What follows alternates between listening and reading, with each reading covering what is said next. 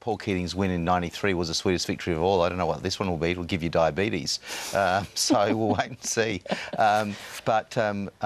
Look... Here we go. Nick, sorry to cut you off. Here is the former Prime Minister, Gillard. Thanks very much. I presume everybody's right to go by that reaction from the cameras. As you would probably be aware, Kevin Rudd has been elected as leader of the Federal Parliamentary Labor Party. I congratulate Mr Rudd on his election. In view of his election, I have written to the Governor-General asking her to commission Rudd as Prime Minister of Australia. I will shortly leave from this Parliament to see the Governor-General on this matter. In accordance with the pledge I gave earlier today, I announced that I will not recontest the federal electorate of Lalor at the forthcoming federal election.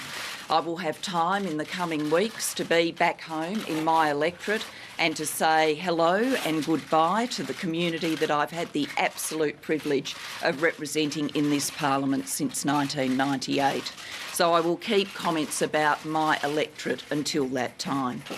3 years ago, I had the very great honour of being elected as Labor leader. It followed having the honour of being elected as Deputy Leader and Deputy Prime Minister following the 2007 election. This privilege was truly humbling. I thank the Australian Labor Party for that privilege, and I thank the Australian people for their support. When I first put myself forward for consideration as Labor leader in 2010, I had the overwhelming support of my colleagues to do so. I thank them for that, and I thank them for giving the opportunity not only to me to serve the nation, but to serve as the first female Prime Minister of this country. In the years in which I've served as Prime Minister, predominantly I have faced a minority parliament, and I've also faced internal division within my political party. It has not been an easy environment to work in. But I am pleased that in this environment, which wasn't easy, I have prevailed to ensure that this country is made stronger and smarter and fairer for the future. I am very proud of what this government has achieved, which will endure for the long term.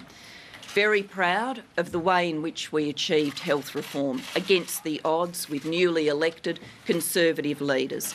Very pleased that we pushed through and put a price on carbon, and historic reform that will serve this nation well and which required us to have the guts and tenacity to stare down one of the most reckless fear campaigns in this nation's history.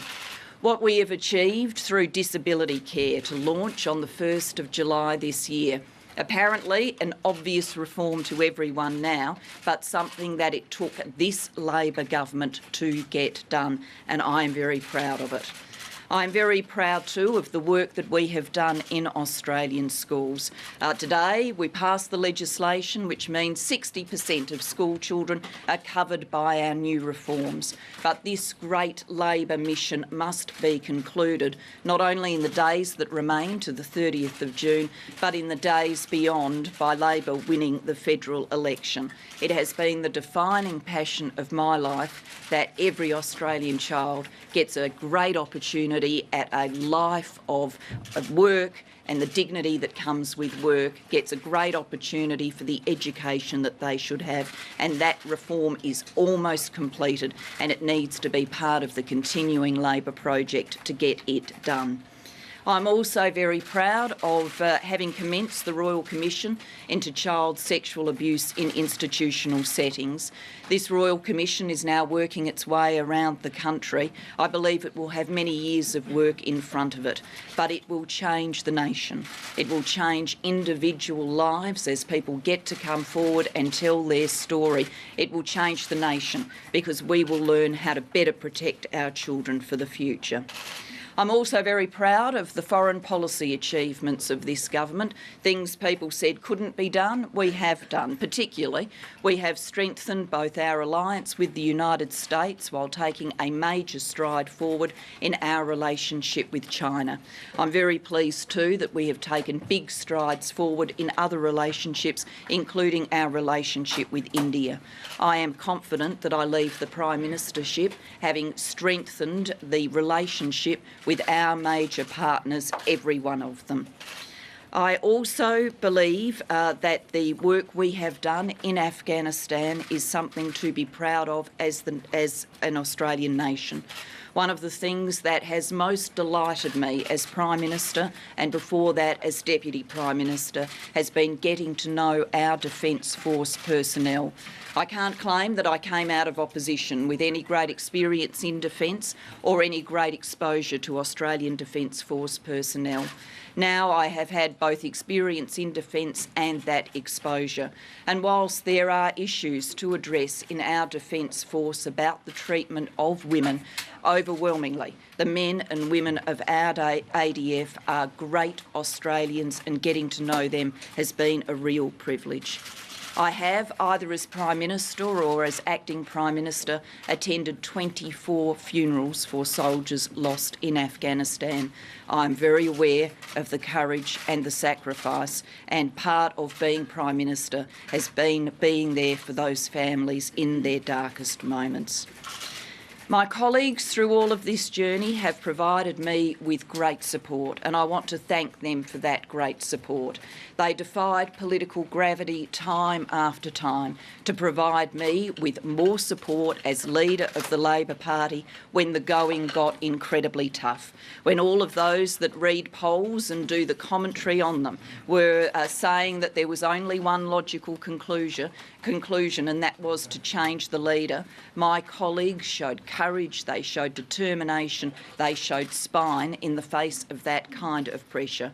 They showed conviction in our Labor project and in our Labor cause. They showed belief in the agenda of this Labor government. I understand that at the caucus meeting today, the pressure finally got too great for many of my colleagues. I respect that, and I respect the decision that they have made. But I do say to my caucus colleagues, don't lack the guts, don't lack the fortitude, don't lack the resilience to go out there with our Labor agenda and to win this election. I know that it can be done. And I also say to my caucus colleagues that that will best be done by us putting the divisions of the past behind us and uniting as a political party, making sure we put our best face forward at the forthcoming election campaign and in the years beyond. I want to just say a few remarks about being the first woman to serve in this position. There's been a lot of analysis about the so-called gender wars, me playing the so-called gender card, because heavens knows no one noticed I was a woman until I raised it. But against that background, I do want to say about all of these issues, the reaction to being the first female Prime Minister does not explain everything about my Prime Ministership, nor does it explain nothing about my Prime Ministership.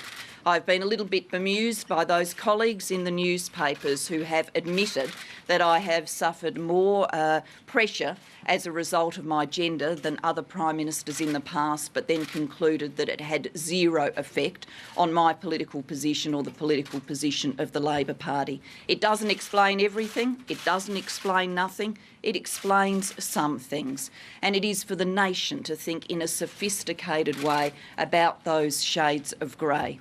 What I am absolutely confident of is it will be easier for the next woman and the woman after that and the woman after that, and I'm proud of that. Can I say now a few thank yous, particularly to my colleague Wayne Swan, who I think will address you shortly. He has been fantastic. I have had loyal and capable colleagues. I want to thank them for their dedication and determination. Politicians aren't fashionable in the Australian community, but take it from me, even as I go out the door, politicians work incredibly hard, and overwhelmingly people come into this parliament with a sense of service, and that certainly defines my colleagues, their sense of service to the nation. I want to thank the people who have worked with me. I want to thank the staff at the Lodge and Kirribilli House. I want to thank the AFP. What's a few sandwiches between friends? Don't worry about it. I want to thank my personal staff, led ably by Ben Hubbard. Unfortunately, it is becoming part of our political debate to draw staff members into the political contest. I think that's wrong. I've always believed it's wrong, and I hope it desists now. I would like to thank thank my electorate office staff, particularly Michelle Fitzgerald and Carlos, who have been with me since I was elected in 1998. I would like to thank Tim and my family, and I would like to say, as I've already said by way of text to my niece, who is due to have a baby in July, look forward to the most meddlesome great aunt in Australia's history. Thank you very much. Thank you, Prime Minister.